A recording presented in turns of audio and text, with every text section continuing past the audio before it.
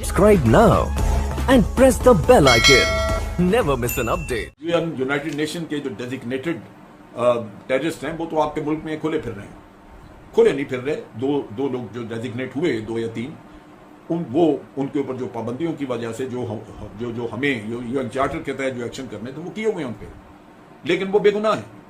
उसमें हाफिज सईद देखिए, हाफिज सईद बॉम्बे के वाक़े का उस पर इल्जाम लगा, अमेरिका ने $100 मिलियन का इनाम उस पर रखा। ये छोटा इनाम नहीं है। और अमेरिका ने कहा कि जनाब कोई शख्स इसका लिंक बता दे अगर बॉम्बे के वाक़े के साथ, तो उसको ये $100 मिलियन दिया जाएगा। अगर किसी के पास कोई सबूत होता तो आज वो $100 मिलियन किसी को मिल गया तो वो ले गया था। लेकिन हमारी पिछली हुकूमतों की कमजोर पॉलिसीज की वजह से उनके एक अपने आप को एक दिफाई पोजीशन में रखा, एग्रेसिवली बात नहीं की, हक की बात नहीं की, सच बात नहीं की, एक माइंडसेट था। तो हमारे बेगुनाह लोग जो थे उनके ऊपर दहशतगर्दी का इल्जाम लगा। हमें कोई उसका मसला नहीं है, उनको दुख जरूर है हमारे लोगों को कि वो बिला वजह बेगुनाह उनके ऊपर ये दहशतगर्दी का इल्जाम आया और उनकी हुकूमत ने उनका दिफा नहीं किया यूनाइटेड नेशन में। ये कमजोर हुकूमत थी।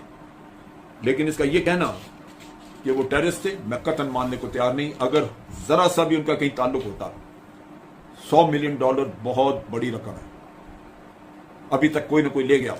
तो ना लेफ्टिनेंट जनरल शोएब साहब मेरे सीनियर हैं और मुझे अच्छा नहीं लगता जब कोई फौजी, चाहे वो पाकिस्तानी आर्मी का क्यों ना हो, जब किसी दहशतगर्द के लिए गवाही दे।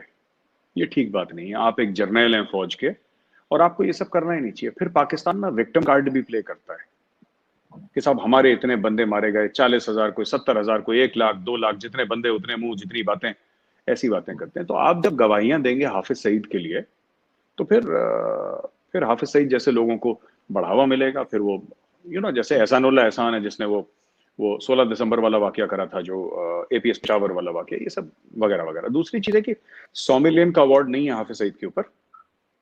हाफिज सईद की 100 मिलियन का तो ओसामा बिन लादेन के ऊपर तक नहीं था 100 मिलियन का अवार्ड। तो ये अमजद शोएब साहब ने पता नहीं कहां से फिगर निकाल के लिया है। 100 मिलियन का अवार्ड होता ना उसके ऊपर, 100 मिलियन का अवार्ड होता तो इमरान खान खुद जाके उसको मार देता और 100 मिलियन लेके बाहर दुबई में सेटल हो जाता। तो किसी का ये कहना है कि 100 मिलियन का अवार्ड है। तीसरी चीज ये है कि 26/11 तक की जहां पे बात है तो हमने उसका प्रूफ दिया था। हमने तो जनरल अजीज और परवेज मुशर्रफ की रिकॉर्डिंग दी थी।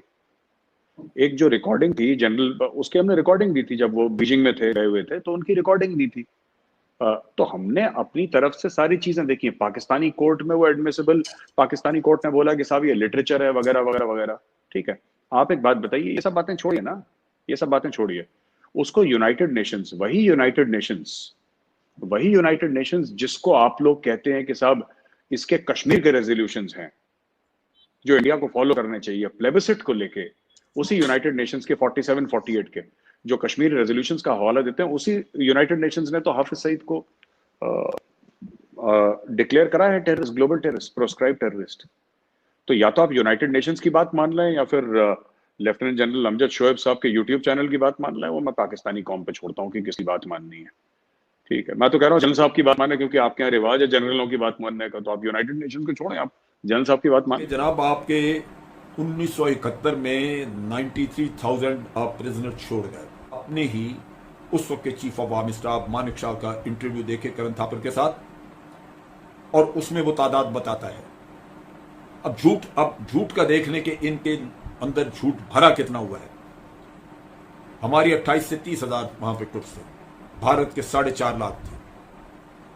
और खुद मानिक शाह बताते हैं कि 9 महीने हमने तैयारी की और हमारी रेशो थी 1 और 15 की, पाकिस्तानी 1 और हमारे 15 थे। लेकिन पाकिस्तानी उसके बावजूद बड़ा जबरदस्त लड़े, और लड़े भी कहां पे? उस जगह पे जो उनके अपने बेस, अपने मुल्क, अपनी जगह से 1200 मील दूर थी, दरमियान में भारत की टेरिटरी। अल्लाह की आस पे वो मुजाहिद जिनको पता था कि उनके पीछे कुछ नहीं, उनको कोई कमक नहीं आ सकती, कोई सपोर्ट नहीं आ सकती, और वो वहां लड़े। और उनको 4.5 लाख लोगों से आपने काबू पाया, और आप इतने इस मामले में घटिया है कि हर वक्त इसको रटते रहते हैं, आप उसी ख्वाब में रह रहे हैं। कभी गिरेबानों में झांकना चाहिए कि ये जो हम बात कर रहे हैं इसकी हकायक है क्या। ऐसी जंग, ऐसी, ये तो आप 4.5 लाख लेके आए। होना तो ये चाहिए था कि आप इसी तरह एक 1200 किलोमीटर दूर बैठे हुए लोग, उनको बड़ी जल्दी काबू कर लेते। आपको तो थोड़ी लोग चाहिए थे, लेकिन आप तो 4.5 लाख लेके आए। बात ये नहीं है कि हमारे कितने थे और पाकिस्तान के कितने थे। जाहिर सी बात है कि इंडिया की फौज बड़ी थी, इंडिया की फौज ज्यादा थी। ये this is a no brainer, ये तो मुझे भी पता है, आपको भी पता है, तो इसमें कौन सी बात है। और ये 92,000 का फिगर जो है, अमजद शोएब साहब को जरा होमदूर कमीशन रिपोर्ट दीजिए तो उसमें पता लगेगा कि कितने थे। मैं एक बात कह रहा हूं कि अमजद शोएब साहब जो हैं वो भी गलत बोल रहे हैं और मेजर गौरव आर्या भी गलत बोल रहे हैं। ठीक है, हम दोनों गलत बोल रहे हैं। पाकिस्तान का जस्टिस जो होमदूर है, जिसकी होमदूर कमीशन रिपोर्ट थी, आप होमदूर कमीशन रिपोर्ट जरा अमजद शोएब साहब को उनका पीडीएफ भेज दीजिए और वो बोल दीजिए, उसमें जो फिगर होगा फिर मैं और अमजद शोएब साहब वो मान लेंगे, क्योंकि इंडिया का तो था नहीं, पाकिस्तान का जस्टिस होमदूर। पहली चीज। दूसरी चीज ये है कि ये कहना कि साहब पाकिस्तान के इतने लोग थे तब जाके सरेंडर हुआ। क्यों हुआ सरेंडर? हुआ क्यों सरेंडर? क्यों उस फौजी ने अपनी जान नहीं दी लड़ते लड़ते?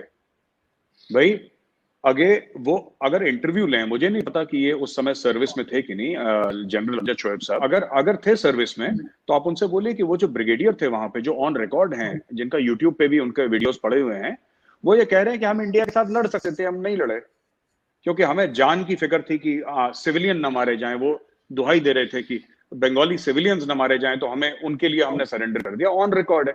अगर बंगाली सिविलियंस की जान की परवाह थी तो ऑपरेशन सर्चलाइट क्या था? जनरल टिक्का खान कौन था? ये कौन था जिसने बोला था कि हम बंगालियों की नस्लें बदल देंगे? वो कौन था? जरा देखिए, ये सब ना ये झूठी बातें हैं कि आपने अच्छा ब्लैक लेवल तो पिलाई है। 2.5 साल 3 साल आपके जनरल्स ने गोल्फ खेली है। आपके सिर्फ ए के नियाजी नहीं था वहां पे, सिर्फ नियाजी नहीं था यहाँ पे, आपके 5-7 मेजर जनरल्स और ब्रिगेडियर्स भी थे, और सीनियर रैंक्स के भी बहुत लोग थे यहाँ पे, जिनको यहाँ पे स्कॉच भी पिलाई है, उनको पाकीजा फिल्म भी दिखाई है। बड़े शौक से उन्होंने कई बार पाकीजा फिल्म देखी। वो बड़े मीना कुमारी के फैन हुआ करते थे जनरल साहब। तो ये सब चीजें हुई हैं, ये सच बात है। फिगर है, ये हमारा फिगर तो है नहीं। आप देख लीजिए, शिमला मुआहदे की ओपन सोर्स में पड़ा हुआ है, ये मैं नहीं कह रहा, आप जाके देख लीजिए, इंटरनेट पे सर्च करिए, वहां पे लिखा है कि कितने लोग आए, कितने लोग शिमला मुआहदा साइन करा बिटवीन जुल्फिकार अली भुट्टो एंड इंदिरा गांधी, तब तो जाके वो छूटे उसके बाद 1 साल के बाद।